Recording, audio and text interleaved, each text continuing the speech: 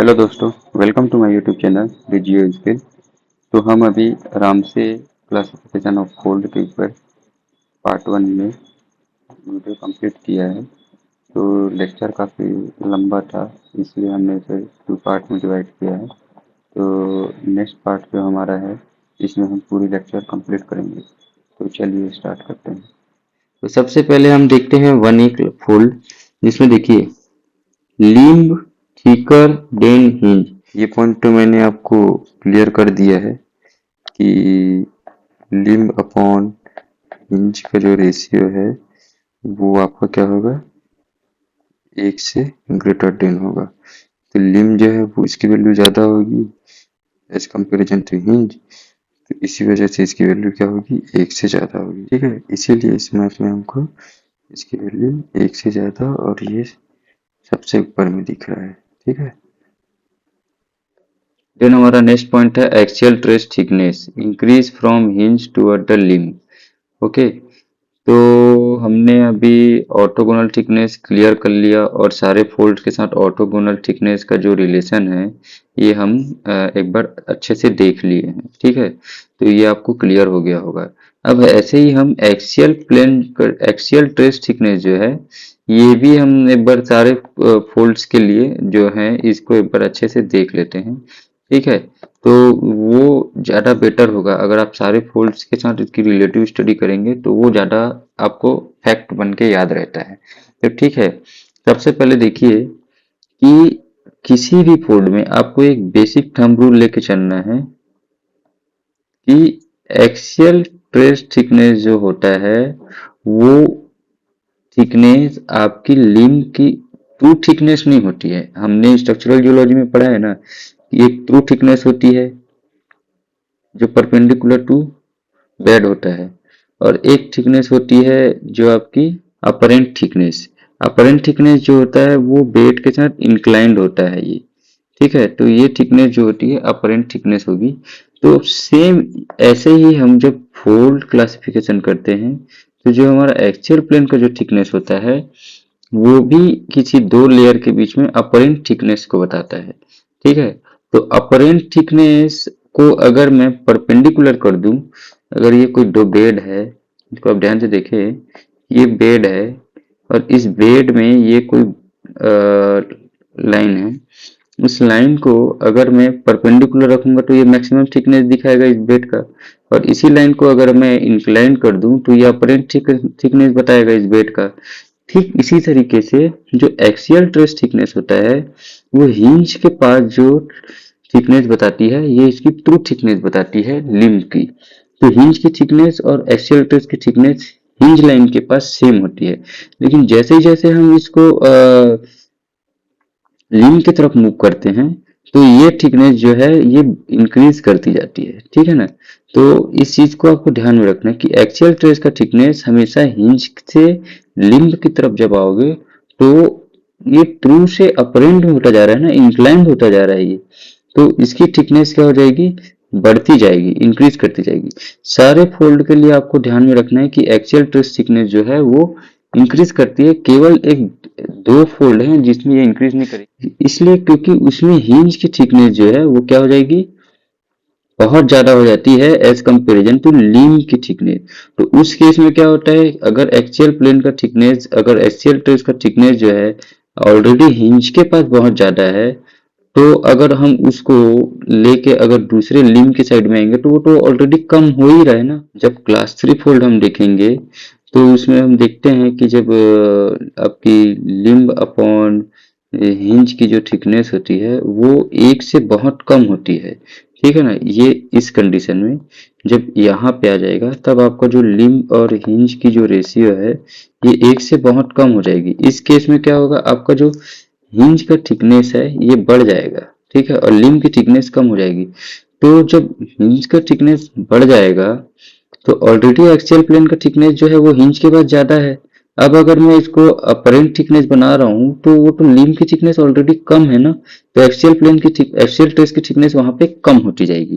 ठीक है, तो यहाँ पे हमको ध्यान में रखना है। ठीक है, तो सबसे पहले मैं आपको अगर एक्सियल ट्रेस का थिकनेस जो है ये बता दूं कि हमारा जो क्लास 1 ए है 1B है और 1C है। क्लास 1A में आपका लिम्ब का थिकनेस जो है वो ज़्यादा रहता है, ठीक है।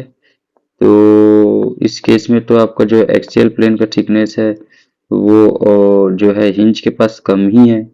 तो हिंज के पास कम है तो अगर मैं इसको लाऊंगा लिम्ब के पास, ऑटोमेटिकली ये इंक्रीज करेगा, ठीक है। तो इसमें तो कोई डाउट नहीं होगा आपको, क्योंकि लिम्ब के पास ऑलरेडी थिकनेस कम है। 1B में क्या होता है, लिम्ब और हिंज ये दोनों इक्वल होते हैं। तो अगर इक्वल हैं तो फिर भी मैं देख लेता हूँ एक बार। तो आप देखिए, तब भी मैं अगर इस एक्सियल ट्रेस थिकनेस को अगर यहाँ लेके आऊंगा तो ये परपेंडिकुलर से इंक्लाइंड होता जा रहा है, तो थिकनेस क्या होगी, ऑटोमेटिकली इंक्रीज कर रही है, ठीक है ना। 1C में क्या होता है, हिंज की थिकनेस अब बढ़ तो रही है लेकिन बहुत ज्यादा नहीं बढ़ती है, ठीक है।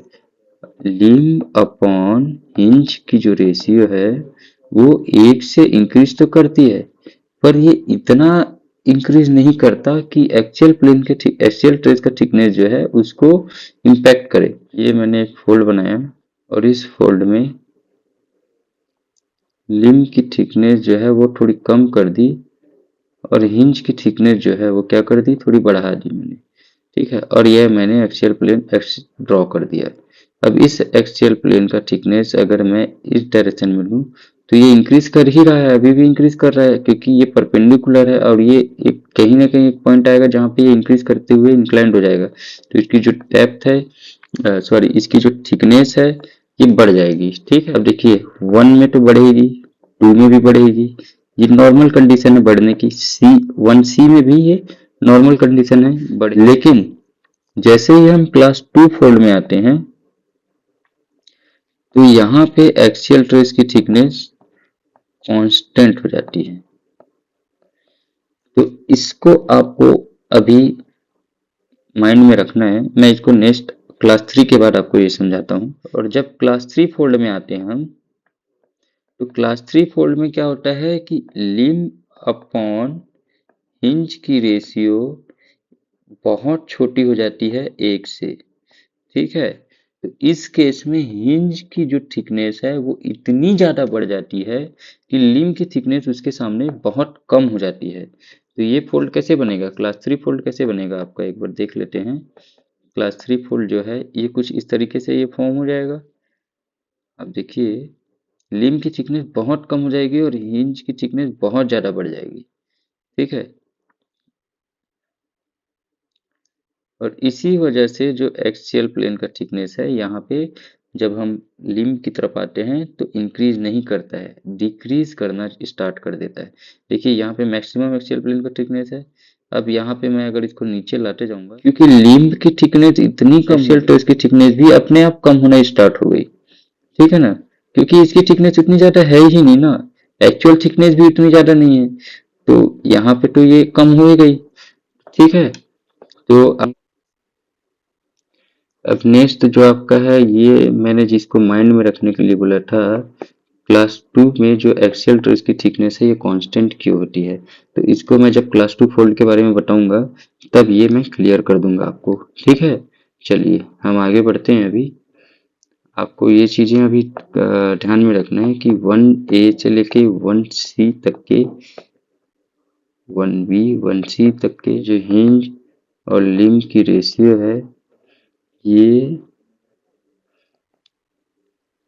Greater than 1, equal to 1 and less than 1। इसमें आप देख रहे हैं कि हिंज की थिकनेस जो है वो कम रहती है और लिम्ब की थिकनेस ज़्यादा होती है। तो इस वजह से एक्सियल ट्रेस की थिकनेस ऑटोमेटिकली बढ़ती जाती है। 1C में हिंज की थिकनेस बढ़ती है जरूर, पर इतनी ज़्यादा नहीं बढ़ती या इतना ज़्यादा डिफरेंस नहीं होता उनके थिकनेस में कि एक्सियल ट्रेस के थिकनेस में डिक्रीज होना स्टार्ट कर दे, ठीक है। वो 1-3 का जब क्लास 3 का केस आता है तो उस केस में आपका जब बहुत मेजर डिफरेंस होता है हिंज की थिकनेस और लिम्ब की थिकनेस में, तब आपका एक्सियल ट्रेस का थिकनेस डिक्रीज होना स्टार्ट होता है टुवर्ड्स लिम्ब, ठीक है। अब हमारा जो नेक्स्ट पॉइंट है वो है deep isogon converse toward inner side और एक्सियल प्लेन। आपका ये जो डायग्राम दिख रहा है आपको क्लास 1A का फोल्ड में, इसमें आप देखिए ये कुछ इस तरीके से इनर आर्क है और ये आपका आउटर आर्क है, ठीक है। तो यहाँ पे आप देखना, ये 70 डिग्री की डीप आइसोगोन मीन्स यहाँ इस पॉइंट बी पे और इस पॉइंट ए पे जब हमने डीप लिया तो दोनों ही फोल्ड की डीप एंगल जो है वो सेम आई। अब ये जो सेम है तो इन दोनों पॉइंट को मिलाने वाली लाइन को हम क्या बोलेंगे, डीप आइसोगोन बोलेंगे। तो ये डीप आइसोगोन की लाइन जो है ये परपेंडिकुलर भी हो सकती थी या ये डाइवर्ज भी हो सकती थी, लेकिन ये डीप आइसोगोन की लाइन जो है ये कन्वर्ज हो रही है इनर आर्क की तरफ या एक्सियल प्लेन की तरफ, ठीक है ना। और ये अगर डाइवर्ज होती है एक्सियल प्लेन से तो कुछ इस तरीके से ये डाइवर्ज होती जाती है, ठीक है, उससे दूर जाती हुई दिखती है आपको, लेकिन ये इसके पास आते हुए दिख रही है। तो नेक्स्ट पॉइंट है curvature of inner surface is greater than outer surface. Obviously इसीलिए तो आपका डीप आइसोगोन जो है वो क्या हो रहा है, एक्सियल प्लेन की तरफ कन्वर्ज हो रहा है, ठीक है। तो ये दोनों इंटर रिलेटेड हैं एक दूसरे से। ऑर्थोगोनल थिकनेस तो मैंने बता ही दिया आपको। अब ये जो 1A फोल्ड है ये इनकम्पिटेंट लेयर और वीक लेयर पे फॉर्म होता है, ठीक है। नेक्स्ट है आपका 1B फोल्ड और पैरेलल फोल्ड। इसी 1B फोल्ड को हम पैरेलल फोल्ड भी बोलते हैं। तो ये पैरेलल बोलने के पीछे इसका रीजन यही है कि इसका जब हम लिम्ब अपॉन हिंज का रेशियो लेते हैं तो वो 1 आता है। और मैंने बताया आपको कि अगर ये 1 आया तो ऑर्थोगोनल थिकनेस भी क्या हो जाती है, कांस्टेंट हो जाती है। इसी वजह से इस फोल्ड में जितने भी आपके ऑर्थोगोनल थिकनेस मिलेंगे वो क्या मिलेंगे आपको, कांस्टेंट मिलेंगे, ठीक है। ये अपने थर्ड पॉइंट में लिखा हुआ है, orthogonal thickness constant. Fourth number axial trace thickness increase from hinge to limb. मैंने अभी आपको क्लियर कर दिया है कि एक्सियल ट्रेस थिकनेस आपका अगर कोई भी है और हिंज में तो लिम्ब के कंपैरिजन में कम ही होता है, तो हिंज की तरफ लिम्ब की तरफ आप जाएंगे तो ये थिकनेस इंक्रीज करेगा ही, ठीक है, 1A 1B और 1C में, ठीक है। फिफ्थ नंबर ये कॉन्सेंट्रिक फोल्ड भी होता है क्योंकि इसका जो इनर आर्क है और आउटर आर्क है ये दोनों ही एक सर्कल के फॉर्म में कर्व होते हैं, इस वजह से इसको हम कॉन्सेंट्रिक फोल्ड भी बोल सकते हैं, ठीक है। अब जो नेक्स्ट पॉइंट है वो देखेंगे हम, पॉइंट 6 है curvature of inner arc is more than outer arc, ठीक है। तो कर्वेचर का अगर हम रिलेटिव चेक करें सारे फोल्ड में तो 1A 1B 1C में इनर आर्क जो होता है इसका कर्वेचर ज़्यादा मिलेगा तुमको, और टू जो सिमिलर फोल्ड होता है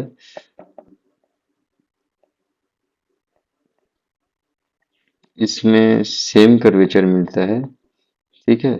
और जो 3 फोल्ड होता है, लास्ट फोल्ड होता है, क्लास 3 फोल्ड जो होता है, इसमें आपका जो कर्वेचर है इसमें आउटर आर्क का कर्वेचर जो है ये ज़्यादा रहेगा कंपैरिजन टू इनर आर्क, ठीक है। तो ये आपको ध्यान में रखना है। अब ये नेचर में ऐसे फोल्ड रामसे सर ने एनालिसिस किया है तो उसके बेस पे उन्होंने क्लासिफाई किया है कि अगर कर्वेचर इनर आर्क का ज़्यादा हो तो उसमें उन्होंने देखा कि इनर आर्क में कर्वेचर ज़्यादा है, ठीक है चलिए, इस इनर आर्क में कर्वेचर ज़्यादा होने पर उन्होंने 3 कंडीशन पाया, 1A 1B और 1C।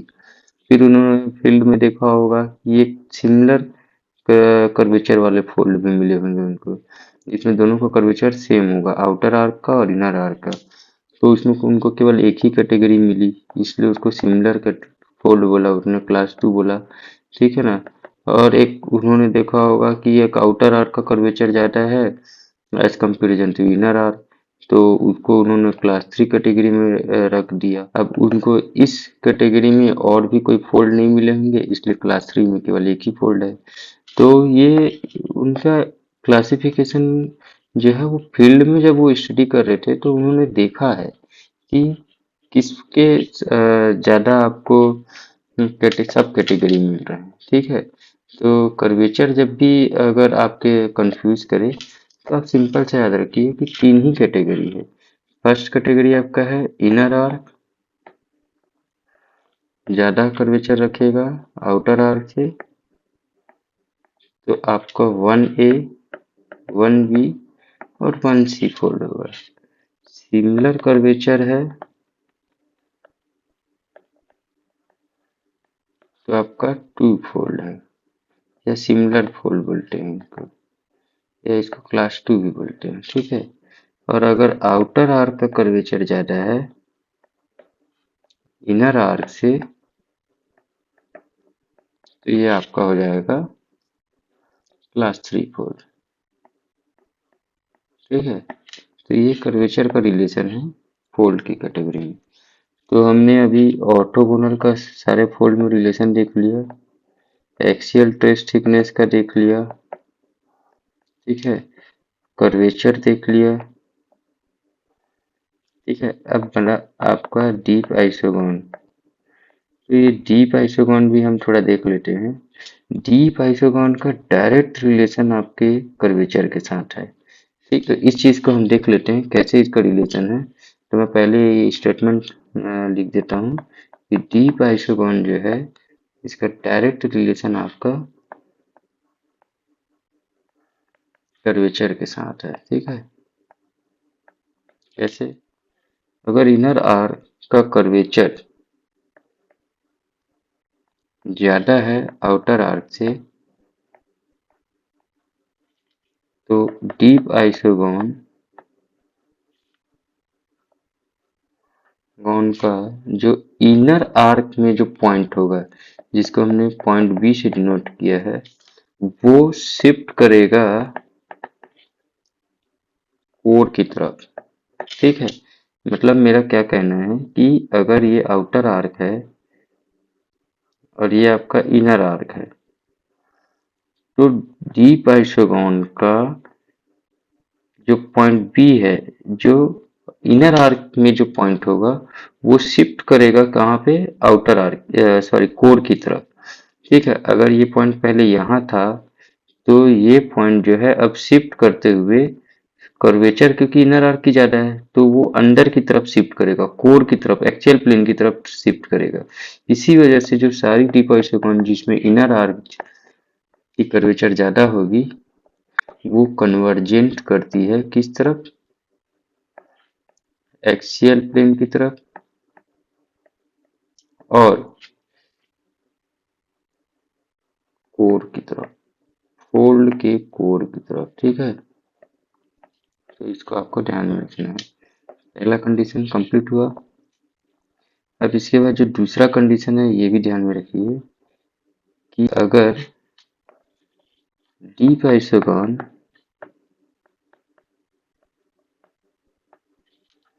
In case of outer arc की कर्वेचर जो है ज्यादा होगी इनर आर्क से, ठीक है। तो इस केस में क्या होगा,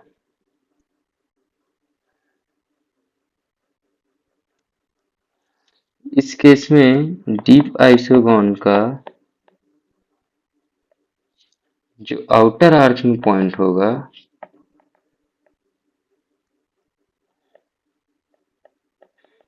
वो पॉइंट जो ए है वो शिफ्ट करेगा कोर की तरफ,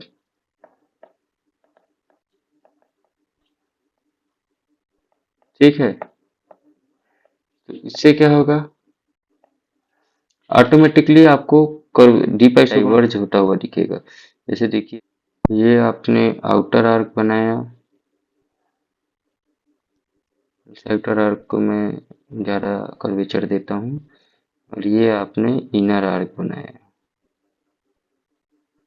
और इसके इनर आर्क को मैं कम कर्वेचर में ला रहा हूँ, ठीक है। तो अब इसमें अगर मैंने कोई डीप आइसोगोन बनाया है जिसका पॉइंट बी ये है, पॉइंट ये है और ये लाइन खींचा मैंने, तो आप इसको ध्यान से देखिए क्योंकि आउटर आर्क का कर्वेचर क्या है आपको ज्यादा दिख रहा है। डीप आइसोगोन का पॉइंट ए लाइन होगा जो आउटर आर्क में होगा, वो क्या होगा, वो कोर की तरफ जाएगा। अगर मैं इसका कर्वेचर बढ़ाऊंगा आउटर आर्क का तो ये क्या हो रहा है, बड़ा होता जा रहा है ना। तो इसके साथ ये जो पॉइंट ए है ये भी तो बढ़ता जाएगा, ये भी तो आगे बढ़ता जाएगा ना कुछ ऐसा। तो अगर ये आगे बढ़ता जाएगा तो हमको क्या दिख रहा है, हमको ये दिख रहा है ना, क्योंकि हमको किसी एक पॉइंट के रेफरेंस में स्टडी करना है। तो ये आपका एक्सियल प्लेन है, ठीक है, ये आपका एक्सियल प्लेन है। तो इस एक्सियल प्लेन से ये पॉइंट क्या हो रहा है, डाइवर्ज होता जा रहा है। पहले ऐसे था, फिर ये अब ऐसा होते जा रहा है ना, ठीक है। पहले हमको तो ये कन्वर्ज होता हुआ दिख रहा था, पास आता हुआ दिख रहा था, अब ये डाइवर्ज होता हुआ दिख रहा है ना, फोल्ड के कोर से दूर जाता हुआ दिख रहा है ना ये पॉइंट। तो इसीलिए जब आउटर आर्क केस होगा, आउटर आर्क ज्यादा होगा इनर आर्क से, तो डीप आइसोगोन क्या होगा तुम्हारा, डाइवर्ज होगा, ठीक है। ये चीज याद रखिए। अब एक कंडीशन और है आपका, दो कंडीशन मैंने अभी आपको बताया, एक आउटर आर्क का कर्वेचर ज्यादा हो, एक इनर आर्क का कर्वेचर ज्यादा हो, और एक जब दोनों कर्वेचर सेम हो, सिमिलर कंडीशन हो, सिमिलर कर्वेचर हो, ठीक है। तो इस केस में outer arc equal to inner arc, ठीक है। तो इस केस में क्या हो जाएगा, अगर मैंने कोई डीप आइसोगोन बनाया है, तो अगर इस पॉइंट का डीप आइसोगोन यहाँ पे है, तो इस पॉइंट का भी डीप आइसोगोन यहाँ पे, और हमको एक्सियल प्लेन के रिफरेंस में देखना है, तो ये एक्सियल प्लेन के पैरेलल दिख रहा है, पैरेलल है। अगर इस पॉइंट का यहाँ पे है तो इस पॉइंट का भी यहाँ पे होगा, तो हम ऐसे खींच दें। तो क्योंकि दोनों का आर्क सेम है, तो दोनों का आर्क सेम है तो दोनों सेम सेम पॉइंट पे मिलेंगे। तो इस कंडीशन पे हमको एक्सियल प्लेन के पैरेलल डीप आइसोगोन दिखेगा। तो ये कौन सा केस है, सिमिलर फोल्ड का केस है। सिमिलर फोल्ड में क्लास टू फोल्ड, ठीक है। तो आपको ये चीज क्लियर हो गया होगा, मैंने जो अभी बताई है। अब इसी को हम जब आगे पॉइंट वाइज स्टडी करेंगे, तो ये पॉइंट रिपीट होगा, आपको वहाँ पे ध्यान में रखना है। पॉइंट 7 जो है ये बोलता है कि deep isogon moderately converge toward arc. मैंने पहले ही बताया इनर आर्क ज्यादा है आउटर आर्क से, तो जो सारी पॉइंट है वो क्या होंगी, आपकी सेंटर की तरफ शिफ्ट होंगी, क्योंकि जिसका आर्क ज्यादा होता है, जिसका कर्वेचर ज्यादा होता है, वो सेंटर की तरफ जाता है, तो उस तरफ की पॉइंट भी क्या है, सेंटर की तरफ। हमको याद रखना है कि जो डीप आइसोगोन का रिलेशन है वो एक्सियल प्लेन के साथ बता। जनरली ये फोल्ड जो है कॉम्पिटेंट लेयर में बनता है, स्ट्रॉन्ग लेयर में बनता है, और जो वीक लेयर होता है उसमें नहीं बनेगा। जो वीक लेयर होगा उसमें क्लास 3 फोल्ड दिख जाएगा, और जो स्ट्रॉन्ग लेयर होगा उसमें क्लास 1 बी फोल्ड दिख जाएगा, ठीक है। तो हमारा नेक्स्ट फोल्ड जो है 1C फोल्ड है, इसमें भी कुछ नहीं है। मैं आपको अगर बता दूं तो लिम्ब हिंज की रेशियो जो है वो 1 से कम हो जाएगी। तो यहाँ पे जो लिम्ब और हिंज की रेशियो जो है 1 से कम तो होगी, मतलब हिंज में थिकनेस ज़्यादा होगा एज कंपेरिजन टू लिम्ब में, ठीक है। लेकिन ये इतना ज़्यादा नहीं होता है, इसकी थिकनेस इतनी ज़्यादा इंक्रीज नहीं होती है। तो इस वजह से इसका जो एक्सियल ट्रेस थिकनेस जो है ना, आप अगर इसको शिफ्ट करते हो तो वो इतना इम्पैक्ट नहीं डालता है, वो इंक्रीज ही होता हुआ दिखेगा आपको, ठीक है। तो ये कंडीशन आपको मैंने पहले बताया है। और दूसरा, इसका इनर आर्क क्या होगा, ज़्यादा होगा, कर्वेचर ज़्यादा होगा as comparison to outer arc. तो आपकी जो पॉइंट है वो कन्वर्ज करती हुई दिखेगी, पॉइंट बी जो है ए के कंपेरिजन में कन्वर्ज करता हुआ दिखेगा आपको, ठीक है। और इसमें कोई पॉइंट नहीं है, सेम है 1A 1B 1C का। तो ये सिंपल सा फैक्ट है इसका। अब आ जाते हैं हम क्लास 2 फोल्ड और सिमिलर फोल्ड। देखो, सिमिलर फोल्ड, पैरेलल फोल्ड, दोनों में कंफ्यूजन बहुत होता है लोगों को। तो मैं बता दूं, इसमें कंफ्यूजन नहीं होना। सिमिलर इसको किस लिए बोलते हैं, क्योंकि इसकी जो कर्वेचर होती है ना, इनर और आउटर आर्क की, वो सेम होती है, ठीक है। तो इसलिए इसको सिमिलर फोल्ड बोला जाता है, ठीक है। और जो आपका पैरेलल इसलिए बोला जाता है क्योंकि इसकी जो लिम्ब अपॉन हिंज की जो रेशियो है वो 1 होती है, तो थिकनेस जो होती है वो क्या होती है, कांस्टेंट होती है, ठीक है। और आर्क में कोई आर्क जो है, आर्क का जो कर्वेचर है वो ज्यादा ही रहेगा as comparison to outer arc. लेकिन सिमिलर फोल्ड में inner R curvature is equal to outer R curvature। ठीक है, तो इसमें कोई डिफरेंस नहीं रहता है। डीप आइसोकॉन है क्योंकि R क्या है इसके सेम है, तो ये पैरेलल हो जाएंगे इसके एक्सियल प्लेन के। ठीक है, और इसमें क्या होता है, डीप आइसोकॉन कन्वर्ज होते हैं किस तरफ, टुवर्ड एक्सियल प्लेन। ठीक है, इसको आपको ध्यान में, तो इसके पॉइंट्स हम देख लेते हैं। सबसे पहला पॉइंट है कि आपका जो हिंज का थिकनेस है वो ज़्यादा होगा लिम्ब की थिकनेस से। ये थिकनेस जो है हिंज की ये ज़्यादा होगी लिम्ब के थिकनेस से। ठीक है, ये एक रिलेशन है। दूसरा, आर्क जो है दोनों का सेम होगा, इसीलिए क्योंकि डीप आइसोकॉन पैरेलल, आउटर और इनर आर्क जो है ये होता है इसका कर्वेचर सेम। इसी वजह से जो डीप आइसोकॉन का क्या होगा, शिफ्ट नहीं होगा। पॉइंट डीप आइसोकॉन के जो पॉइंट है वो शिफ्ट नहीं होंगे, तो क्या होंगे, पैरेलल आ जाएंगे ये।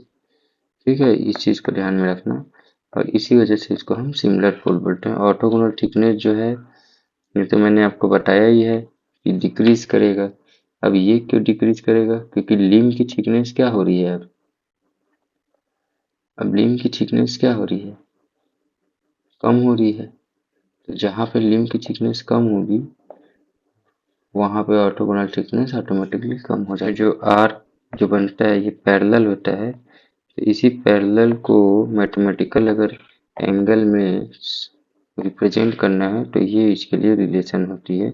इस थीटा एंगल के साथ ये पैरेलल बनाता जाता है। ठीक है, तो जब ये ऐसे मूव करता है तो ये 60 डिग्री 90 डिग्री ये ऐसा एंगल के साथ कर्व नीचे जा रहा है। डेवलप बाय सिंपल शियर, ये सिंपल शियर का एक एग्जांपल है। इसमें एंगुलर मूवमेंट हो रहा है ना, तो ये एंगुलर मूवमेंट क्या है, यही 60 30 40 का जो रिलेशन है, इसी वजह से सिंपल शियर हो जाएगा। अब देखिए क्लास 3 फोल्ड। ठीक है, ये हमारा लास्ट फोल्ड है इस रामसे सर के क्लासिफिकेशन का, तो इसको हम अच्छे से समझ लेते हैं। पहला मैं देखो ये बता देता हूँ आपको कि इसमें जो आपका हिंज और लिंब का जो रेशियो है वो इतना ज़्यादा होता है, ये हिंज की थिकनेस इतनी ज़्यादा होती है कि लिंब की थिकनेस इससे कंपैरिजन में बहुत कम हो जाता है। ठीक है, तो इससे क्या होगा कि आपका जो एक्सियल ट्रेस का थिकनेस है, अब अगर आप हिंज से लिंब की तरफ जाओगे तो डिक्रीज होता हुआ दिखेगा आपको। तो पहला कॉन्सेप्ट आपका क्लियर है। दूसरा कॉन्सेप्ट हो गया आपका ऑर्थोगोनल थिकनेस। ठीक है, तो ये जो ऑर्थोगोनल थिकनेस है ये लिम्ब की थिकनेस कम है तो वो भी क्या होगी, डिक्रीज होता हुआ दिखेगा। ठीक है, ये भी क्लियर हो। थर्ड पॉइंट है आपका कि आपका जो डीप आइसोगोन है अगर उसका पॉइंट बी इनर आर्क में मैंने यहाँ डिनोट किया है, तो पॉइंट ए जो होगा वो ऊपर होगा क्योंकि इसकी आउटर आर्क की कर्वेचर ज़्यादा है, आउटर आर्क की कर्वेचर ज़्यादा होगी ना इनर आर्क से। तो इस कंडीशन में पॉइंट ए यहाँ पर होगा आउटर आर्क में, तो ये अब मिलाएंगे हम, तो एक्सियल प्लेन के रिफरेंस में क्या होगा, ये डाइवर्ज होता हुआ दिख रहा है। एक्चुअल में इसको होना कहाँ था, यहाँ होना था, तो यहाँ ना होकर ये क्या हो रहा है, ये शिफ्ट होते होते होते ये पॉइंट ए, क्योंकि कर्वेचर इसकी बढ़ती जा रही है, कर्वेचर बढ़ती जा रही है। अगर कर्वेचर कैसे बढ़ेगी, ये देखो, ये अगर मैं ऊपर उठाता जा रहा हूँ तो कर्वेचर बढ़ती जा रही है, तो कर्वेचर बढ़ती जा रही है तो जो पॉइंट यहाँ पे थी वो भी तो बढ़ती जाएगी ना, तो इस वजह से ये आपका दूर चला जाएगा। तो दूर चला जाएगा तो एक्सियल प्लेन के रिफरेंस में क्या होगा, डाइवर्ज होता हुआ दिखेगा आपको। ठीक है, ये पॉइंट आपको समझ में आ गया होगा। तो यही देखिए पहला रिलेशन कंप्लीट हुआ, curvature of inner arc less than outer arc, ये भी क्लियर हो गया। Deep isogon diverge toward outer arc, मतलब ये इस साइड डाइवर्ज हो जाएगा आउटर कोर की तरफ। ठीक है ना, एक्सियल प्लेन से डाइवर्ज होगा, इसको ध्यान में रखना। ठीक है, orthogonal thickness decrease from hinge to limb, axial trace thickness also decrease from hinge to limb. ठीक है, अब ये आपके पास एक टेबल है, इस टेबल को आप ध्यान से देखिए और इसमें आपको क्लियर हो जाएगा कि मैंने क्या क्या बताया है। सबसे पहले देखिए डीप आइसोगोन जियोमेट्री, ठीक है ना। डीप आइसोगोन जियोमेट्री में मैंने बताया 1A 1B और 1C, ये तीनों में आपका इनर आर्क जो होता है ये ज्यादा होता है आउटर आर्क से।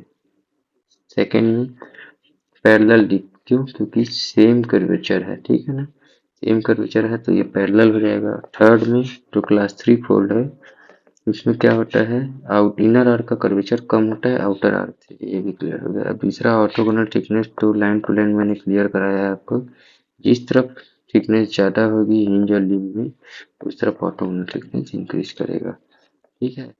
एक्सियल ट्रेस थिकनेस में क्या होता है कि ये कर्वेचर के साथ साथ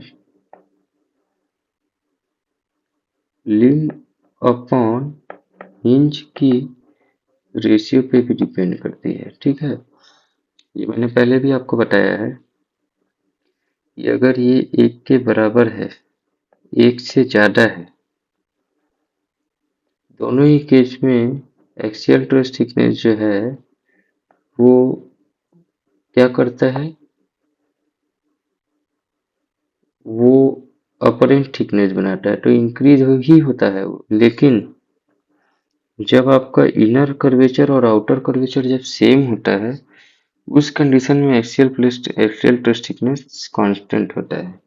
और डिक्रीज कब होता है, जब हिंज और इसकी थिकनेस जो है वो बहुत ज्यादा हो जाती है, तो उस केस में आपका जो एक्सियल ट्रेस का थिकनेस जो है ये क्या हो जाता है, डिक्रीज होने लगता है। क्योंकि आप देख ही रहे हैं यहाँ पे कि हिंज के पास ऑलरेडी इसकी थिकनेस ज्यादा है, अब अगर मैं उसको लिंक के पास लेके जाऊं तो उसकी थिकनेस तो कम होगी ना। ये मैंने हटा दिया है जिससे आपको ये क्लियर दिख जाएगा और इसका आप स्क्रीनशॉट भी ले सकते हैं। ये टेबल आपके लिए बहुत इंपॉर्टेंट है, आप जनरली इस फोल्ड को रिलेटिव स्टडी ही कीजिए तभी ये याद होता है। अगर आप ऐसे लाइन टू लाइन पढ़ेंगे तो ये कॉन्सेप्ट क्लियर कभी नहीं होने वाला। आप इसको रिलेटिव स्टडी कीजिए तो ये आपको क्लियर होगा, ठीक है।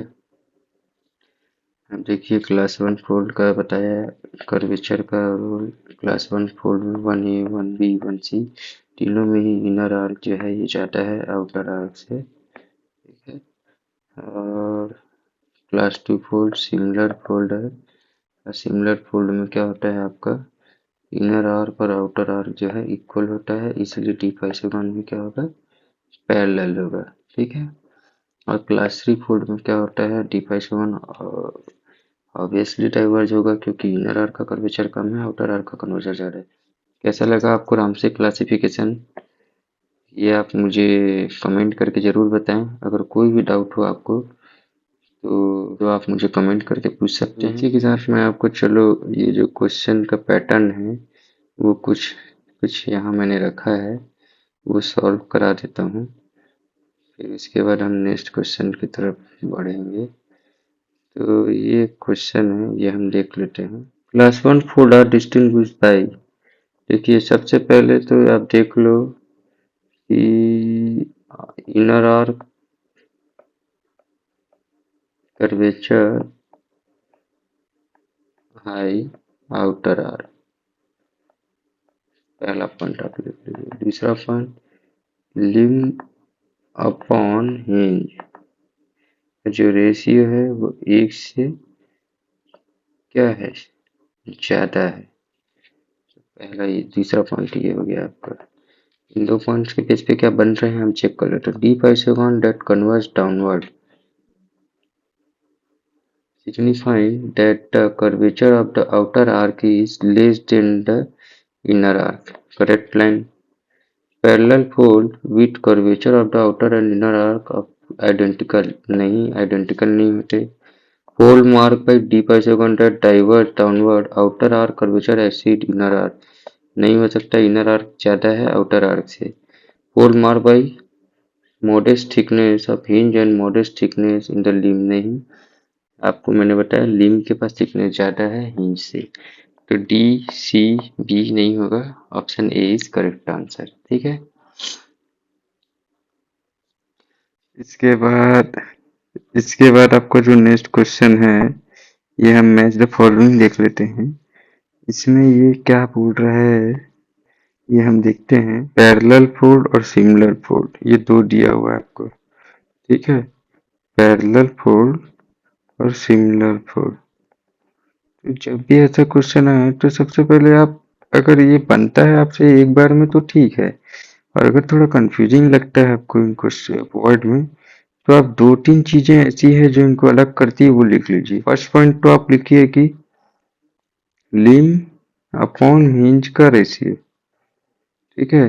क्या होता है इसमें, 1 होता है, लेकिन इसमें क्या होता है, लिम अपॉन हिंज का रेशियो जो होगा वो क्या होगा, 1 से कम होगा ना। तो इसके बेस पे सेकंड स्टेप आपका क्या होगा, डायग्राम होगा। तो मैं डायग्राम बना देता हूँ। ये इनर आर्क हो गया और ये आपका आउटर आर्क हो गया, ठीक है। और इसमें भी एक डायग्राम बना देता हूँ मैं। ये आपका इनर आर्क हो गया और हिंज के पास इसकी थिकनेस ज़्यादा हो जाएगी, तो मैं इसको इस तरीके से बना देता हूँ। इनके पास थिकनेस इसकी कम कर देते हैं, ठीक है। अब मैंने क्या बताया, दूसरा पॉइंट, इनर आर्क का कर्वेचर ज़्यादा होगा आउटर आर्क से। सिमिलर फोल्ड में इनर आर्क और आउटर आर्क का कर्वेचर सेम होगा। बस ये दो पॉइंट, और थर्ड पॉइंट आप अगर चाहें लिखना तो लिख सकते हैं। वैसे ये आपसे बन जाना चाहिए कि डीप आइसोगोन क्या होगा, इसमें कन्वर्ज करेगा, क्योंकि इनर आर्क का कर्वेचर जाता है तो नीचे वाली पॉइंट जो है एक्सियल ट्रेस की तरफ जाएगी, तो कन्वर्ज होता हुआ दिखेगा। और इसमें क्या होगा, पैरेलल होगा, ठीक है। बस, तो अब इसके बेस पे हम ये दोनों को पहले फाइंड आउट करते हैं। पैरेलल फोल्ड, एंगुलर हिंज नहीं हो सकता। Minimum thickness parallel to the axial surface is at the hinge, ये हम चेक करेंगे एक बार। और दूसरा, constant thickness parallel to the axial surface. देखिए, कांस्टेंट थिकनेस होता है पैरेलल फोल्ड में, लेकिन with respect to axial surface constant thickness नहीं होगा, ठीक है। मैंने क्या बताया था कि लिम अपॉन हिंज की जो रेशियो है, इसका डायरेक्ट रिलेशन ऑर्थोगोनल थिकनेस के साथ है, एक्सियल के साथ नहीं है। क्योंकि एक्सियल जो होता है ये क्या करता है, अपोरेंट थिकनेस बनाता है ना। तो अगर हिंज के पास इसकी थिकनेस x है, तो लिंक के पास इसकी थिकनेस क्या होगी, इंक्रीज होती हुई दिखेगी। सिमिलर फोल्ड के केस में मैंने क्या बोला था, थिकनेस जो है आपको, एक्सियल ट्रेस का जो थिकनेस है वो आपको क्या होगा, इंक्रीज होता हुआ नहीं दिखेगा, कांस्टेंट दिखेगा with respect to axial trace thickness. ये माइनर डिफरेंस है दोनों में, ध्यान में रखिए कि एक्सियल ट्रेस के रिस्पेक्ट में जब थिकनेस आप चेक करेंगे तो आपको अपरेंट थिकनेस इंक्रीज होता हुआ दिखता है, लेकिन सिमिलर फोल्ड में ऐसा नहीं होगा, क्योंकि हिंज की थिकनेस इतनी बढ़ गई है कि वो कंपनसेट हो गई है एक्स लिम के थिकनेस के साथ। तो इस वजह से जितनी हिंज की थिकनेस होती है उतनी ही आपको लिम की थिकनेस भी अपरेंट थिकनेस बढ़ने के बाद भी कंपनसेट होता हुआ इक्वल दिखता है, ठीक है। इस पॉइंट को आपको ध्यान में रखना है, ये बहुत अच्छा क्वेश्चन है, प्रैक्टिस जरूर कीजिए। तो minimum thickness parallel to the axial surface at hinge, ये पैरेलल फोल्ड में होगा। और constant thickness parallel to the axial surface, ये आपके सिमिलर फोल्ड में होगा, ठीक है। तो सिमिलर के लिए थर्ड का एस किसमें है, इस पॉइंट सी और पॉइंट ए। फर्स्ट का क्यू किसमें, पॉइंट ए और पॉइंट सी में। और शेवरॉन फोल्ड तो आप जानते ही हैं एंगुलर हिंज होता है। तो सेकंड का पी किसमें है, ऑप्शन सी में। तो करेक्ट आंसर क्या होगा आपका, ऑप्शन सी होगा। मशरूम फोल्ड जो होता है इसमें आपको नेगेटिव इंटरलिंक मिलता है, ठीक है।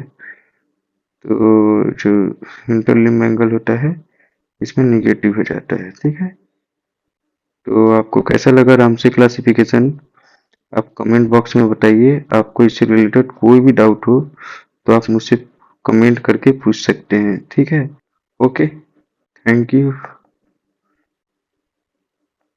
फिर मिलता हूँ मैं आपको नेक्स्ट वीडियो के साथ।